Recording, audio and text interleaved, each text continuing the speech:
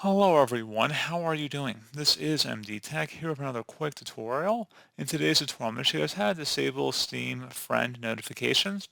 So this should hopefully be a pretty straightforward process here, guys. And without further ado, let's go ahead and jump right into it. So all you have to do is open up the Steam application and then go up and select Steam up at the top left corner of the application. Select the Settings button. And now on the left side, you want to select the Notifications button. On the right side, underneath Friend Notifications, choose to show notification toast, play a sound, or both. If you want to toggle all of them off, you can. Just toggle them all to the left, and that's all you have to do. So, pretty straightforward process there, guys. I do hope I was able to help you out, and I do look forward to catching you all in the next tutorial. Goodbye.